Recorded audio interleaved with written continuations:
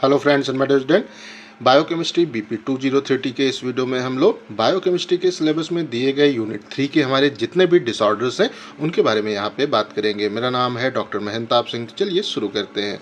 तो इसके last video में हम लोगों ने बायोकेमिस्ट्री का जो सिलेबस है उसमें यूनिट 2 में जितने भी हमारे डिसऑर्डर्स दिए गए थे उनके बारे में बात किया था, जिसमें हम लोगों ने जो हमारा G6PD है उसके बारे में बात किया था। उसके बाद में हम लोगों ने ग्लाइकोजन स्टोरेज जो हमारे डिजीज़ हैं GSD उनके बारे में बात किया था। डायबिटीज़ मेलिटस क्या होता है उसके बारे में लास्ट वीडियो में हम लोगों ने बात किया था। और electron transport chain, oxidative phosphorylation और जो अनकपलर्स हैं उनके जो हमारे इनहिबिटर्स हैं उनके बारे में हम लोगों ने लास्ट वीडियो में बात कर लिया था। इस वीडियो में हम लोग जो हमारा बायोकेमिस्ट्री का सिलेबस है उसमें जो यूनिट 3 है उसमें जितने भी डिसऑर्डर्स दिए गए हैं उनके बारे में आज हम लोग यहाँ पे बात करेंगे। तो इसमें हम लोग कीटो एसिडोसिस क्या होता है उसके बारे में बात करेंगे। उसके बाद में जो हमारा लिपिड की मेटाबॉलिज्म है उससे रिलेटेड हमारे जितने भी डिसऑर्डर्स हैं वो लाइक जो हाइपर हमारा कोलेस्ट्रोलीमिया है उसके बारे में बात करेंगे। एथेरोस्क्लेरोसिस के बारे में बात करेंगे।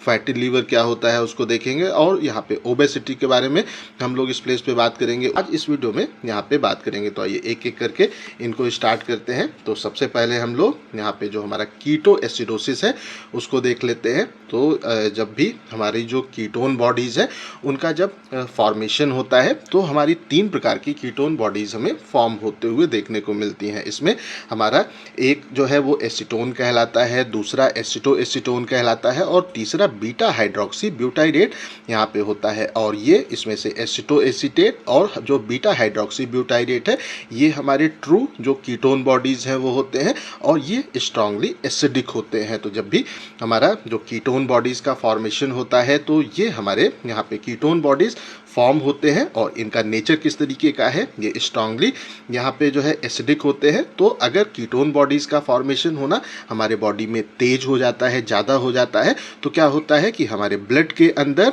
इनकी कंसंट्रेशन हमें इंक्रीज होते हुए यहाँ पे देखने को मिलती है। और जब ब्लड के अंदर एसिटो एसीटेट और बीटा हाइड्रोक्सी जो ब्यूटाइरेट हमारे कीटोन बॉडीज़ हैं उनकी कंसंट्रेशन इंक्रीज होती है तो हमारे ब्लड का पीएच हमें इंक्रीज होते हुए जो हमारा वहाँ पे पीएच है वो डिक्रीज होते हुए हमें देखने को मिलता है। और उस कंडीशन को हम लोग एसिडोसिस के नाम से सिंपली इंडिकेट करते हैं। और ये जो हमारी कीटोन ये जो हमारी है कीटोन बॉडीज़ हैं उनमें हमें यहाँ पे जो कार्बोक्सिल ग्रुप है COH ग्रुप है वो देखने को मिलता है। और ये जो हमारे इसके कार्बोक्सिल ग्रुप होते हैं उनका जो pKa की वैल्यू है जो जिसको कि हम लोग डिसोसिएशन कांस्टेंट के नाम से इंडिकेट करते हैं वो लगभग 4 के आसपास होती है। तो ये जो फिर हमारे कीटोन बॉडीज़ हैं ये ब्लड में हमें तेज़ी से यहाँ पे उसका डिसोसिएशन होते हुए देखने को मिलता है। आयनिक फॉर्म में वो हमें टूटते हुए यहाँ पे देखने को मिलते हैं। और फिर वहाँ से हमें जो H+ आयन है वो रिलीज़ होते हैं। और H+ आयन जब रिलीज़ होंगे तो क्या होगा, वो हमारा जो pH है उसको रिड्यूस करने का सिंपली काम करेंगे। और जैसे ही ब्लड का pH हमारा रिड्यूस होगा जो ब्लड की एसिडिटी है वो हमें यहाँ पे बढ़ते हुए जो है वो देखने को मिलेगी। और जब ब्लड की जो हमारी एसिडिटी है वो इंक्रीज होगी तो उसी कंडीशन को हम लोग कीटो एसिडोसिस के नाम से यहाँ पे सिंपली इंडिकेट करते हैं। और इसमें अगर हम लोग यहाँ पे बात करें तो जो हमारा कीटो यहाँ पे एसिडोसिस है वो बेसिकली अगर हमारा पेशेंट नॉर्मल है तो उस कंडीशन में वो ज़्यादा डेंजरस नहीं होता है। लेकिन अगर हमारा जो पेशेंट है उसके डायबिटीज़ हुआ है तो उस कंडीशन में जो कीटो एसिडोसिस है वो काफ़ी डेंजरस हो जाती है। जो हमारा है पेशेंट वो हमें कोमा में भी जाते हुए देखने को मिल सकता है। और अगर प्रॉपरली उसका ट्रीटमेंट न किया जाए, ठीक टाइम पे ट्रीटमेंट न हो तो इवन हमारे पेशेंट की हमें डेथ भी होते हुए यहाँ पे देखने को प्राप्त हो सकती है। तो हम लोग आसान तरीके से यहाँ पे कह सकते हैं कि अगर हमारा पेशेंट नॉर्मल है और उसके जो कीटो एसिडोसिस हुआ है तो उस कंडीशन में वो तो उसके लिए उतना डेंजरस नहीं होता है। लेकिन जो डायबिटिक पेशेंट हैं उनके अंदर जो कीटो एसिडोसिस है वो काफ़ी यहाँ पे डेंजरस होता है। अब अगर इसके ट्रीटमेंट के बारे में हम लोग बात करते हैं तो फिर हमारा जो पेशेंट है वो जिसके की डायबिटीज़ है उसको हमें वहाँ पे फ़ौरन इंसुलिन को एडमिनिस्टर वहाँ पर उसको जो है एडमिनिस्टर करने की आवश्यकता होती है, वो जिससे कि जो ग्लूकोज का अपटेक है हमारे टिश्यूज़ के द्वारा वो इंक्रीज़ हो जाए और हमारा जो यहाँ पे कीटोजेनेसिस की प्रोसेस है, कीटोन बॉडीज़ के फॉर्मेशन की प्रोसेस है, वो वहाँ पे सिंपली हमें इनहिबिट होते हुए देखने को प्राप्त हो। तो जब जो हमारे कीटोन बॉडीज़ हैं उनके फॉर्मेशन की प्रोसेस इनहिबिट होगी तो क्या होगा, कीटोन बॉडीज़ का फॉर्मेशन नहीं होगा और ये जो हमारे कंडीशन है एसिडोसिस की वो हमें डेवलप होते हुए सिंपली देखने को प्राप्त नहीं होगी। तो इस तरीके से यहाँ पे हमारा ये जो है यहाँ पे जो डिसऑर्डर है कीटो एसिडोसिस उसके बारे में हम लोगों ने यहाँ पे बात कर लिया। अब हम लोग जो हमारा लिपिड की मेटाबॉलिज्म है उससे यहाँ पे रिलेटेड जो हमारे होते हैं डिसऑर्डर्स उनके बारे में बात कर लेते हैं। तो आइए अगर हम लोग यहाँ पे देखें तो जो हमारे हैं लिपिड अगर उनको देखें तो एक हेल्दी इंडिविजुअल में जो हमारा टोटल प्लाज्मा कोलेस्ट्रॉल होता है जिसको हम लोग लिपिड के नाम से इंडिकेट करते हैं वो अप्रॉक्सीमेटली 150 से 200 mg पर डेसीलीटर की इसकी एक नॉर्मल रेंज होती है। और जो यहाँ पे ये हमारे होते हैं लिपोप्रोटीन होते हैं ये हमारे प्लाज्मा में हमें जो कोलेस्ट्रॉल है उसमें अलग अलग जो फ्रैक्शन है या कह सकते हैं कि अलग अलग टाइप में यहाँ पे देखने को मिलते हैं। इसमें हमारा जो LDL है वो इसके अंदर होता है जिसको हम लोग लो डेंसिटी जो लिपोप्रोटीन है उसके नाम से इंडिकेट करते हैं। जो हमारा जो यहाँ दूसरा फ्रैक्शन है वो VLDL होता है जिसको हम लोग वेरी लो डेंसिटी जो लिपोप्रोटीन है उसके नाम से इंडिकेट करते हैं। और तीसरा फ्रैक्शन इसका हमारा HDL होता है जिसको हम लोग हाई डेंसिटी जो लिपोप्रोटीन है उसके नाम से यहाँ पे इंडिकेट करते हैं। और अगर हमें जो हमारा यहाँ पे LDL है उसको कैलकुलेट करना होता है तो उस कंडीशन में यहाँ पे एक फार्मूले को हम लोग यूज़ करते हैं।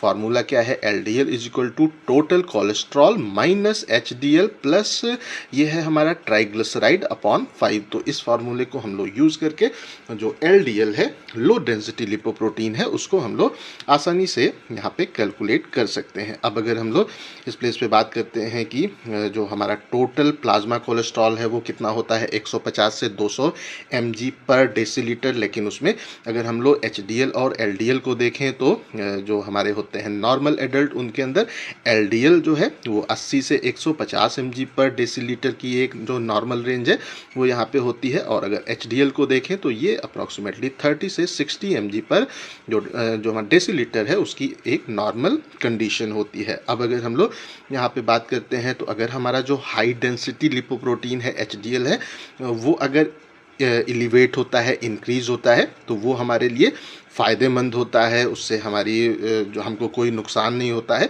ये बेसिकली हमें जो कंडीशन है एथेरोस्क्लेरोसिस की उससे हमें जो HDL की हाई कंसंट्रेशन है वो प्रोटेक्ट करने का यहाँ पे काम करती है। साथ साथ में हमारा कोरोनरी हार्ट जो डिजीज़ है CHD है उससे भी हमें जो HDL की हाई कंसंट्रेशन है वो प्रोटेक्ट करते हुए हमें यहाँ पे देखने को मिलती है। इसीलिए HDL को जो गुड कोलेस्ट्रॉल है उसके नाम से भी इंडिकेट किया जाता है। लेकिन अगर हम लोग LDL के बारे में बात करते हैं लो डेंसिटी जो हमारे लिपोप्रोटीन यहाँ पे कोलेस्ट्रॉल है अगर उसको देखें तो अगर उसकी कंसंट्रेशन हमारे ब्लड में इंक्रीज होती है तो वो फिर हमारे लिए काफ़ी हार्मफुल होता है। और ये हमारा यहाँ पे जो होता है कोरोनरी हार्ट डिजीज़ उसके अलग अलग जो कॉम्प्लिकेशंस हैं वो हमें इससे होते हुए देखने को मिलते हैं। इवन जो एथेरोस्क्लेरोसिस की कंडीशन है वो भी हमें यहाँ पे इसके कारण डेवलप होते हुए देखने को मिलती है। इसीलिए हम लोग जो LDL है उसको हम लोग बैड कोलेस्ट्रॉल के नाम से भी सिंपली इंडिकेट करते हैं। तो आइए अब हम लोग इसका जो हमारा डिसऑर्डर है उसको देख लेते हैं। तो पहला है हमारा हाइपर कोलेस्टेरोलीमिया। तो अगर हम लोग हाइपर का मतलब क्या होता है ज़्यादा और जो हमारा है यहाँ पे कोलेस्टेरोलीमिया वो हमारा प्लाज्मा में कोलेस्ट्रॉल की कंसंट्रेशन को बोलते हैं। तो अगर हमारे जो प्लाज्मा है उसमें कोलेस्ट्रॉल की कंसंट्रेशन इंक्रीज हो जाती है जो है उसकी जो हमारी थी नॉर्मल रेंज वो कितनी थी 150 से 200 mg। तो अगर ये हमारा 200 mg पर डेसीलीटर से प्लाज्मा का कोलेस्ट्रॉल इंक्रीज हो जाता है तो ये जो हमारी कंडीशन है उसको हम लोग हाइपर कोलेस्टेरोलीमिया के नाम से यहाँ पे इंडिकेट करते हैं। और जब भी हमारा ब्लड में कोलेस्ट्रॉल का लेवल इंक्रीज होता है तो ये जब इंक्रीज होता है तो ये हमारे कुछ और रोग हैं जिनके कारण भी हमें ये इंक्रीज होते हुए यहाँ पे देखने को मिलता है। तो अगर हम लोग बात करते हैं कि वो कौन कौन से डिसऑर्डर्स हैं जिनके कारण हमें हाइपर कोलेस्टेरोलीमिया अपने पेशेंट के अंदर डेवलप होते हुए देखने को मिलता है। तो अगर पेशेंट के डायबिटीज़ मेलिटस है तो उस कंडीशन में भी क्या होगा उसके अंदर कोलेस्ट्रॉल की सिंथेसिस हमें इंक्रीज होते हुए देखने को मिलेगी। ऐसा इसलिए होगा क्योंकि उसके अंदर जो हमारा है एसिटाइल कोलिन या कह सकते हैं कि जो हमारा यहाँ पे होता है एसिटाइल कोएंजाइम ए उसकी अवेलेबिलिटी इंक्रीज हो जाएगी। और एसिटाइल कोएंजाइम ए से ही कोलेस्ट्रॉल का फॉर्मेशन होता है तो हमें जो हमारा कोलेस्ट्रॉल है उसकी सिंथेसिस यहाँ पे इंक्रीज होते हुए सिंपली देखने को प्राप्त होगी। तो ये इसका हमारा जो फर्स्ट जो हमारा है डिसऑर्डर जिसके कारण हाइपर जो कोलेस्टेरोलीमिया है वो हमें पेशेंट में होते हुए देखने को मिलता है। दूसरा है हमारा वो कहलाता है हाइपोथायराइडिज्म। तो ये जो हमारी जो हाइपोथायराइडिज्म की हमारी यहाँ पे कंडीशन है उसमें क्या होता है कि इसमें हमारे जो HDL है हाई डेंसिटी जो लिपोप्रोटीन है उसके जो हमारे रिसेप्टर्स होते हैं हिपैटोसाइट पे वो हमें डिक्रीज होते हुए देखने को मिलते हैं। तो जो हमारा HDL है उसकी क्वांटिटी हमें कम होते हुए देखने को मिलेगी, उसकी क्वांटिटी कम होगी तो LDL की क्वांटिटी इंक्रीज होगी और उसके कारण भी हमें हाइपर कोलेस्टेरोलीमिया यहाँ पे डेवलप होते हुए सिंपली देखने को मिलेगा। जो इसका हमारा है तीसरा जो कॉज है वो है ऑब्स्ट्रक्टिव जॉइंटिस। तो अगर पेशेंट के अंदर ऑब्स्ट्रक्टिव जॉइंटिस है तो उस कंडीशन में भी हमें पेशेंट के ब्लड में कोलेस्ट्रॉल की जो क्वांटिटी है वो इंक्रीज होते हुए सिंपली देखने को यहाँ पे प्राप्त होगी। क्योंकि ऐसा इसलिए होगा कि जो हमारा कोलेस्ट्रॉल है उसका बाइल के थ्रू जो एक्सक्रीशन है उसका भी ऑब्स्ट्रक्शन हो जाएगा, वो भी वहाँ पे प्रॉपरली एक्सक्रीट नहीं हो पाएगा, जिसके कारण हमें ब्लड में कोलेस्ट्रॉल इकट्ठा होते हुए यहाँ पे देखने को मिलेगा। और इसका जो हमारा फोर्थ है जो हमारा डिसऑर्डर है वो है हमारा that is called the nephrotic syndrome. तो अगर हम लोग इसके बारे में बात करते हैं तो इसमें भी जो हमारा है प्लाज्मा जो हमारे लिपोप्रोटीन्स होते हैं वो हमें यहाँ पे इंक्रीज होते हुए जो वो देखने को मिलते हैं। और प्लाज्मा जो लिपोप्रोटीन है वो जब इंक्रीज होंगे तो फिर वो हमारा जो कोलेस्ट्रॉल है वो भी हमें ब्लड में इंक्रीज होते हुए सिंपली देखने को मिलेगा। तो ये हमारे कुछ डिसऑर्डर हैं जिनके कारण हमें पेशेंट के अंदर हाइपर कोलेस्टेरोलीमिया डेवलप होते हुए देखने को प्राप्त हो सकती है। अब आइए हम लोग यहाँ पे देख लेते हैं कि आखिर हाइपर जो कोलेस्टेरोलीमिया है वो क्या होता है। तो जो हाइपर हमारा कोलेस्टेरोलीमिया है ये एक ऐसी कंडीशन है जिसमें हमारे ब्लड में कोलेस्ट्रॉल की जो कंसंट्रेशन है वो हमारा जो नॉर्मल रेंज है उससे इंक्रीज हो जाती है। ये बेसिकली जब हाइपर कोलेस्टेरोलीमिया पेशेंट के अंदर डेवलप होता है, कोलेस्ट्रॉल इंक्रीज होता है तो उससे फिर हमें एथेरोस्क्लेरोसिस भी पेशेंट के अंदर डेवलप होते हुए देखने को मिलती है और उसके अंदर कोरोनरी हार्ट डिजीज़ भी हमें होते हुए यहाँ पे देखने को प्राप्त हो सकती है। अब अगर हम लोग यहाँ पे देखें कि आखिर एथेरोस्क्लेरोसिस क्या होता है तो ये एक हमारी ऐसी कंडीशन होती है जिसमें हमारे जो होते हैं कोलेस्ट्रॉल ईस्टर्स होते हैं वो और जो हमारे यहाँ पे लिपिड्स होते हैं वो आर्टरीज की जो वॉल होती है उसके अंदर एंटीरियर साइड हमें डिपॉजिट होते हुए यहाँ पे सिंपली वो देखने को मिलते हैं। और जब ये जो आर्टरी की वॉल है उसके अंदर के साइड जब ये डिपॉजिट होते हैं तो क्या होता है कि जो हमारी कोरोनरी आर्टरीज होती हैं उसमें हार्डनिंग होना स्टार्ट हो जाती है, वो हार्ड होना वहाँ पे स्टार्ट हो जाएंगी। और यहाँ पे जो हमारा होता है कह सकते हैं कि वो सेरिब्रल जो हमारी ब्लड वेसल्स हैं जो उनमें भी हमें यहाँ पे हार्डनिंग होते हुए सिंपली देखने को मिलेगी। तो हम लोग आसान तरीके से यहाँ पे कह सकते हैं कि ये जो अगर हम लोग ये माने कि ये हमारी आर्टरी है तो इस कंडीशन में जो हमारे यहाँ पे है लिपिड वो इसके अंदर हमें इकट्ठा अंदर की वॉल पे हमें यहाँ पे डिपॉजिट होते हुए सिंपली देखने को मिलेंगे। और जब ये यहाँ पे डिपॉजिट हो जाते हैं तो ये हमारी आर्टरी हार्ड हो जाती है जिसके कारण कि इसकी फ्लेक्सिबिलिटी जब कम हो जाएगी तो ब्लड को फ्लो कराने के लिए जो ये यहाँ पे प्रेशर को डेवलप करती है वो प्रेशर डेवलप नहीं हो पाएगा और ब्लड का फ्लो हमें प्रॉपर होते हुए देखने को प्राप्त नहीं होगा। तो ये तो आपको जो कंडीशन है वो क्लियर हो गई होगी।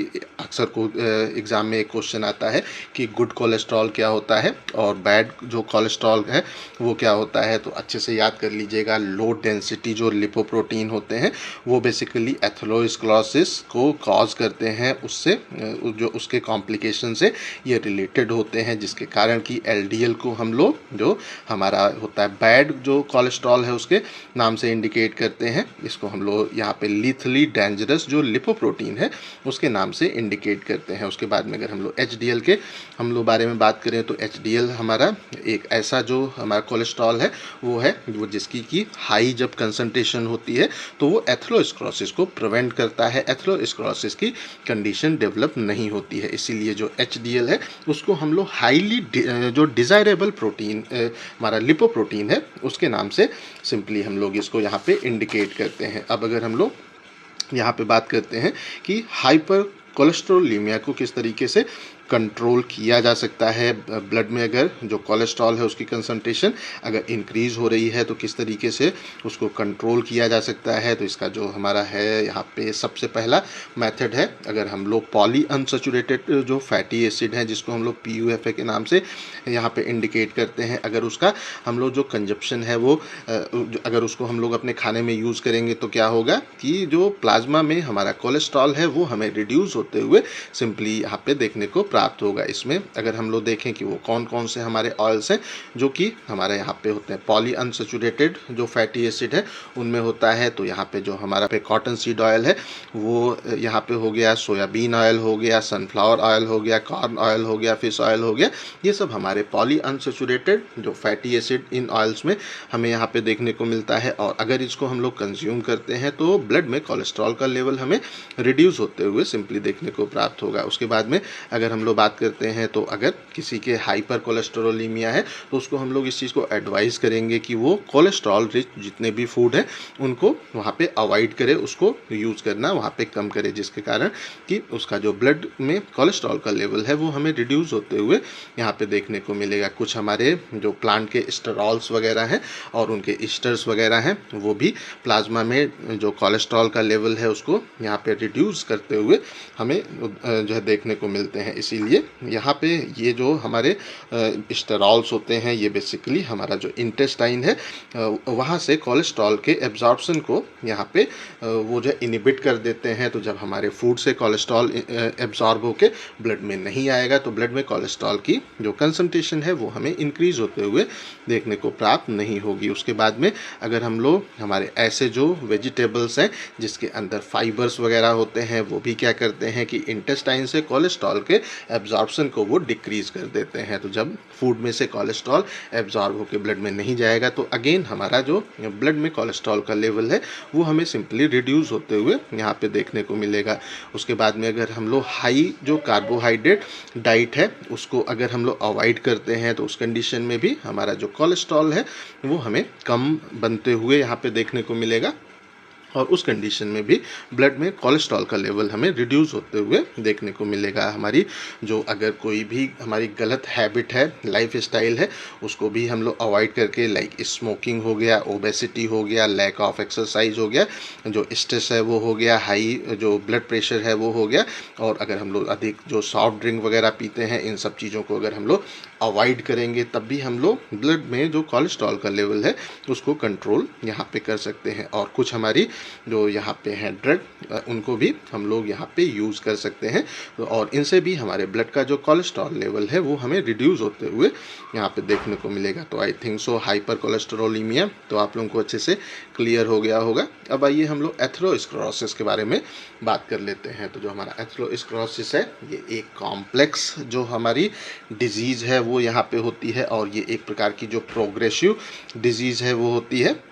इसमें क्या होता है कि जो हमारी आर्टरीज़ होती हैं उसमें हमें जो उसका वहाँ पे थिकनिंग है या उसकी हार्डनेस है वो होते हुए देखने को मिलती है। आर्टरीज हमारी हमें मोटी होते हुए देखने को मिलेंगी और हार्ड होते हुए यहाँ पे हमें देखने को मिलेंगी। ऐसा इसलिए होता है क्योंकि जो हमारे लिपिड हैं उनका आर्टरीज की अंदर की वॉल के साइड हमें अकोमलेशन होते हुए यहाँ पे वो देखने को मिलेगा। साथ साथ में जो हमारे कोलेजन्स हो गए, जो हमारे फाइब्रस टिश्यूज़ हो गए, प्रोटियोग्लाइकॉन्स हो गए और कैल्शियम वगैरह हो गए, ये सब भी हमें जो आर्टरीज है उसकी अंदर की वॉल पे हमें अकोमलेट जब होते हुए देखने को मिलती हैं और हमारी जो आर्टरीज है उसमें हमें थिकनिंग और हार्डनेस होते हुए देखने को मिलती है। तो उस कंडीशन को हम लोग एथेरोस्क्लेरोसिस के नाम से इंडिकेट करते हैं।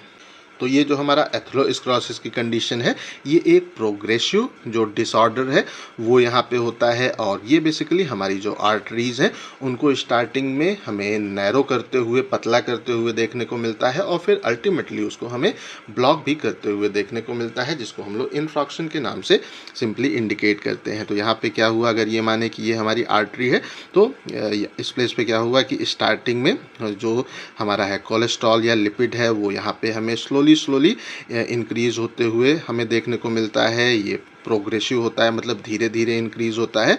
और ये हमारी जो आर्टरी है उसको यहाँ पे नैरो करते हुए, पतला करते हुए सिंपली देखने को मिलता है। और लॉन्ग टाइम के बाद में ये यहाँ पे जब कम्प्लीटली इसको ब्लॉक कर देता है तो उस कंडीशन को हम लोग इन्फ्रॉक्शन के नाम से सिंपली इंडिकेट करते हैं। और ये बेसिकली हमारा जो कोरोनरी आर्टरीज होती हैं, वो आर्टरीज जो कि हार्ट को ब्लड सप्लाई करती हैं, उसमें हमें अधिकतर ये एथेरोस्क्लेरोसिस है वो डेवलप होते हुए देखने को मिलती है, जिसके कारण कि मायोकार्डियल इन्फ्रॉक्शन या उसको हम लोग हार्ट अटैक बोलते हैं, वो हमें होते हुए पेशेंट के अंदर देखने को प्राप्त होता है। अब अगर हम लोग यहाँ पे बात करते हैं तो ये जो हमारा जो स्क्लेरोसिस है और हमारी कोरोनरी हार्ट जो डिजीज़ है, CHD है, उसका जो हमारा डेवलपमेंट है वो बेसिकली जो लो डेंसिटी लिपोप्रोटीन होते हैं, जो कि हमारे प्लाज्मा जो कोलेस्ट्रॉल है वो है, उससे हमें यहाँ पे डायरेक्टली कोरिलेटेड हमें देखने को मिलता है। LDL जैसे जैसे बढ़ेगा, प्लाज्मा में कोलेस्ट्रॉल जैसे जैसे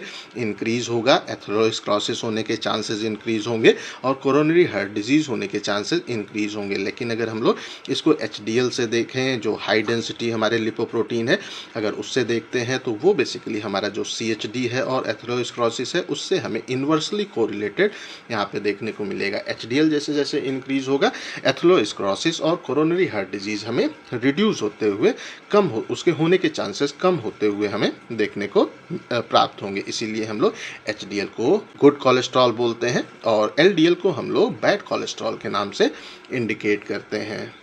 अब आइए हम लोग जो हमारा लिपिड की मेटाबॉलिज्म है उससे रिलेटेड जो दूसरा डिसऑर्डर है उसको देख लेते हैं। इसको हम लोग फैटी लीवर के नाम से सिंपली इंडिकेट करते हैं। तो जैसा कि नाम से इंडिकेटेड है, अगर लीवर के अंदर फैट डिपॉजिट होना स्टार्ट हो जाता है तो उस कंडीशन को हम लोग फैटी लीवर बोलते हैं। तो जो हमारा लीवर है वो बेसिकली फैट के स्टोरेज की साइट सिंपली नहीं होता है। फैट कहाँ पे स्टोर होता है? हमारे जो एडिपोज टिश्यूज़ है वहाँ पे फैट स्टोर होता है। लेकिन अगर फैट हमारे लीवर के अंदर स्टोर होना स्टार्ट हो जाता है तो उस कंडीशन को हम लोग फैटी लीवर के नाम से इंडिकेट करते हैं। तो अगर हम लोग लीवर को देखें तो उसके अंदर जो हमारा लिपिड की नॉर्मल कंसंट्रेशन होती है, जिसमें अधिकतर फॉस्फोलिपिड होता है, वो 5% के आसपास हमें जो हमारा हेल्दी लीवर है उसमें हमें जो लिपिड है वो देखने को मिलता है। जो लीवर है वो हमारे फैट के लिए, लिपिड के लिए स्टोरेज की साइट नहीं होती है।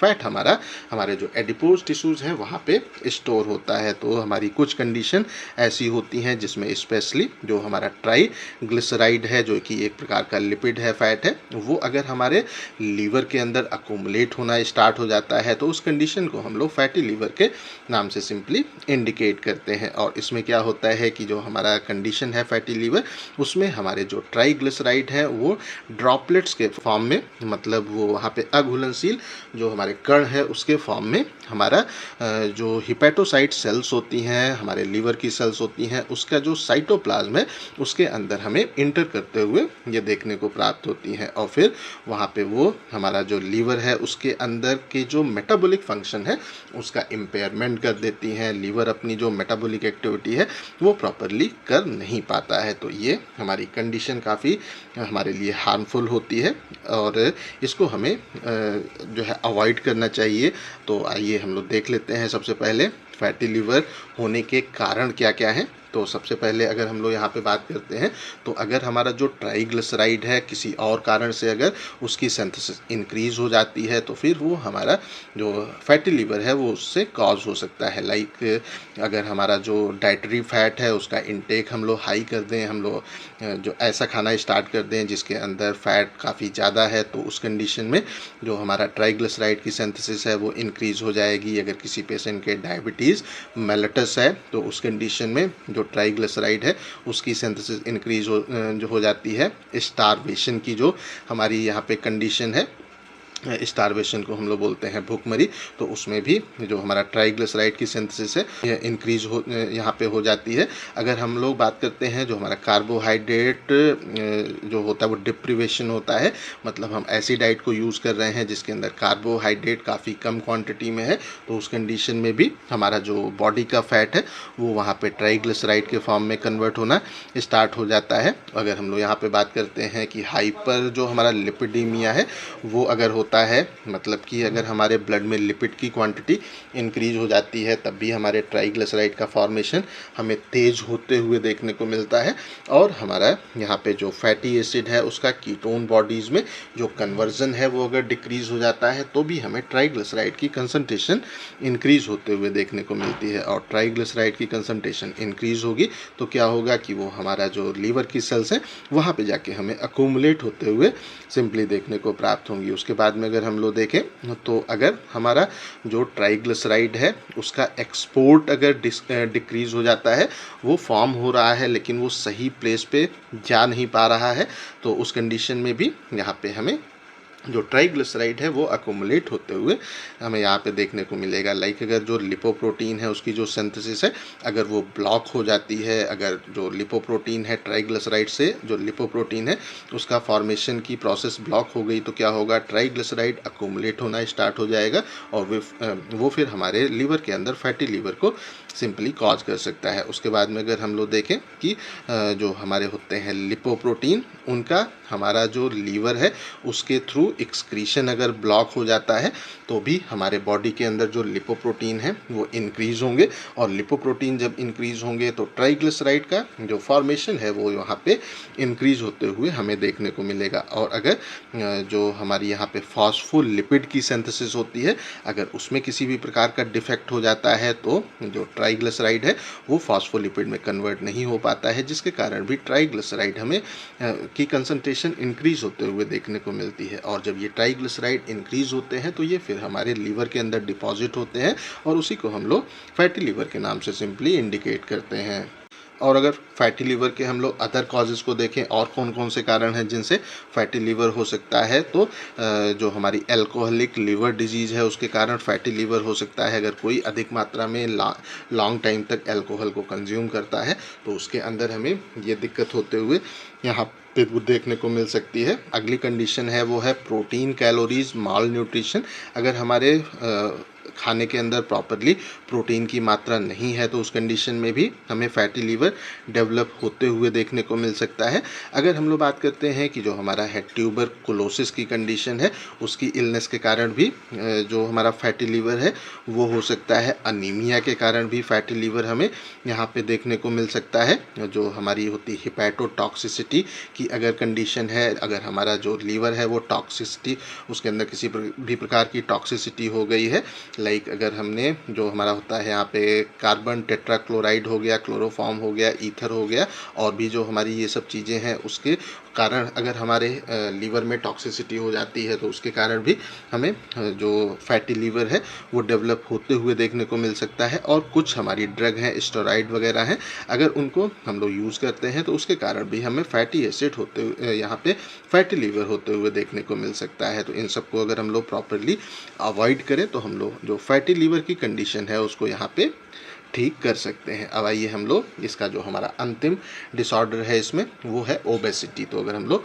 ओबेसिटी के बारे में बात करते हैं तो ओबेसिटी का मतलब होता है मोटापा। तो हम लोग आसान तरीके से यहाँ पे कह सकते हैं कि क्या है, obesity is an abnormal increase in the body weight due to the excessive fat deposition. हमारे बॉडी में एक्सेसिव फैट जो है उसके डिपॉजिट होने के कारण, इकट्ठा होने के कारण अगर हमारा जो बॉडी वेट है वो अनयूजुअल कंडीशन में बढ़ रहा है, एबनॉर्मली इंक्रीज़ हो रहा है, तो उस कंडीशन को हम लोग ओबेसिटी के नाम से सिंपली इंडिकेट करते हैं। अगर हम लोग यहाँ पे बात करते हैं तो इसका जो मेन कारण है वो है हमारा ओवर ईटिंग। अगर हम लोग आवश्यकता से ज़्यादा जो खाना है उसको खा रहे हैं और उसके साथ साथ में जो हमारी फिजिकल एक्टिविटी है वो अगर हम लोग कम कर दे रहे हैं तो उसके कारण हमें ओबेसिटी डेवलप होते हुए यहाँ पे देखने को मिलेगी। अब अगर हम लोग बात करते हैं तो जो हमारा ओबेसिटी है ये एक प्रकार का हमारा तरह का क्वांटिटेटिव जो टर्म है वो यहाँ पे है, जिसको कैलकुलेट करने के लिए हम लोग बॉडी मास इंडेक्स को यहाँ पे सिंपली यूज़ करते हैं, BMI को यहाँ पे यूज़ करते हैं। और अगर हम लोग आइडियली देखें तो जो हमारा है बॉडी मास इंडेक्स वो क्या है, वो अप्रॉक्सीमेटली उसकी जो नॉर्मल रेंज है वो 19.5 से 25 के आसपास अगर है तो वो एक हमारी नॉर्मल कंडीशन कहलाती है। इसका फार्मूला अगर देखें तो जो हमारा BMI है is equal to weight of the body in kg upon the height square, या कह सकते हैं मीटर स्क्वायर, इसका हमारा मात्रक है। और अगर इसको हम लोग इंच और पाउंड में हम लोग कन्वर्ट करें तो BMI is equal to weight of the body in pound upon the height square inch square and multiplied by 703। तो ये फार्मूले अच्छे से याद कर लीजिएगा। अब अगर हम लोग बात करते हैं जो है according to the world health organization WHO, जो हमारा ओबेसिटी है उसको हम लोग 3 क्लास में यहाँ पे कैटेगराइज करते हैं, 3 ग्रेड में इसको हम लोग यहाँ पे डिवाइड करते हैं। पहला हमारा ग्रेड 1 ओबेसिटी कहलाता है, जिसको हम लोग ओवरवेट के नाम से इंडिकेट करते हैं। इसमें जो हमारा BMI है वो 25 से ऊपर हो जाता है, लेकिन वो हमारा 30 से कम रहता है, 29.9 के बीच में है जो हमारा kg/m², तो वो हमारा यहाँ पे ग्रेड 1 की ओबेसिटी कहलाता है, जिसको हम लोग ओवरवेट के नाम से इंडिकेट करते हैं। ग्रेड 2 की अगर ओबेसिटी को देखें तो इसको इसमें हमारा जो BMI है वो बेसिकली 30 से अगर 39.9 kg/m² के बीच में है, मतलब 30 से 40 के यहाँ बीच में है, तो वो ग्रेड 2 की जो ओबेसिटी है वो कहलाती है। और अगर हम लोग ग्रेड 3 की ओबेसिटी के बारे में बात करते हैं तो ये हमारा यहाँ पे जो होता है मॉर्बिड ओबेसिटी उसके नाम से इंडिकेट करते हैं। और अगर हमारा जो BMI है, जो हमारा यहाँ पे बॉडी मास इंडेक्स है, अगर वो 40 के बराबर या 40 से ऊपर हो जाता है, 40 kg/m² के बराबर या उससे ऊपर हो जाता है, तो उस कंडीशन को हम लोग ग्रेड 3 ओबेसिटी के नाम से सिंपली इंडिकेट करते हैं। और अगर हम लोग ओबेसिटी को देखें, मोटापे को देखें, तो वो हमारे बॉडी के अंदर और भी कॉम्प्लिकेशन से यहाँ पे एसोसिएटेड होता है, कॉज कर सकता है। लाइक वो टाइप 2 डायबिटीज़ को हमें कॉज करते हुए देखने को मिल सकता है, कोरोनरी हार्ट डिजीज़ CHD को वो कॉज कर सकता है, हाइपरटेंशन को कॉज कर सकता है, स्ट्रोक उसके कारण हमें आते हुए देखने को मिलता है, अर्थराइटिस हमारे पेशेंट में हो सकता है, और जो हमारा गाल ब्लैडर की डिजीज़ है वो हमें पेशेंट के अंदर होते हुए यहाँ पे देखने को प्राप्त हो सकती हैं। और अगर इसके ट्रीटमेंट के बारे में बात करते हैं तो इस प्लेस पे क्या है, the treatment is required to prevent these diseases. तो यहाँ पे ये सब जो हमारी डिजीज़ है वो पेशेंट के अंदर न होने पाए उसका हम लोग यहाँ पे ट्रीटमेंट करते हैं। और जो पेशेंट है उसको थोड़ा कम खाने की और एक्सरसाइज ज़्यादा करने की सलाह देते हैं।